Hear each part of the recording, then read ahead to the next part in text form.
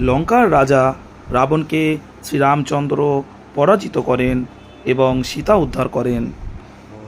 তারপর ভগবান শ্রীরামচন্দ্র, লক্ষ্মণ, হনুমান এবং তার অন্য সঙ্গীদের সাথে করে তিনি অযোধ্যায় ফিরে আসেন।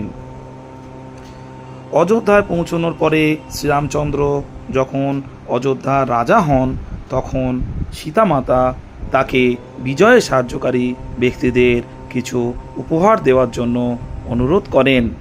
ভগবান শ্রীরামচন্দ্র তার অনুরোধে রাজি হন। সীতামাতা সকলকে মূল্যবান উপহার দিয়েছিলেন। তারপর এলো হনুমানের পালা। হাসি মুখে ভগবান শ্রীরামচন্দ্র জিজ্ঞাসা করলেন, হনুমানকে তুমি কি উপহার দেবে? তিনি যে নিঃস্বার্থ সেবা এবং ভক্তি দেখিয়েছে, তার তুলনা নেই।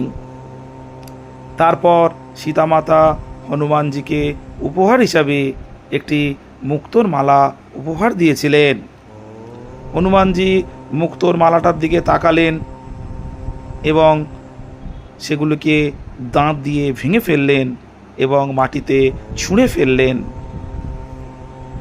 মাতা সীতা হনুমানজিকে জিজ্ঞাসা করলেন, কেন তুমি এমনটা করলে হনুমান? এত সুন্দর মালাটা কি তোমার পছন্দ হয়নি?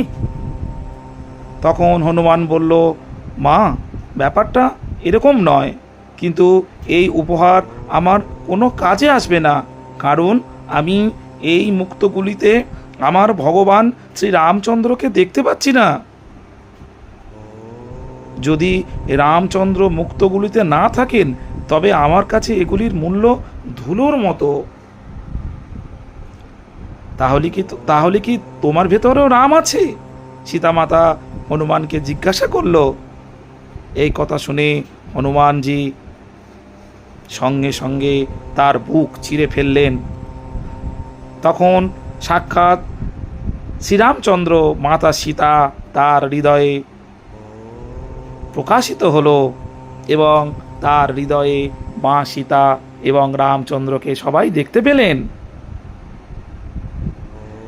হনুমানজি কোনো পুরস্কারের জন্য কর্ম করেননি, বরং ভগবান রামের সেবা করার ফলে তিনি আনন্দ পেয়েছিলেন।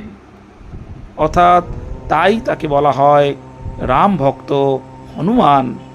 অর্থাৎ শ্রীরামচন্দ্রের সকল কাজে, সকল আনন্দে, সকল দুঃখে হনুমান তার সাথে থাকতে চেয়েছে, কোনো অর্থের জন্য, পুরস্কারের জন্য নয়। নমস্কার।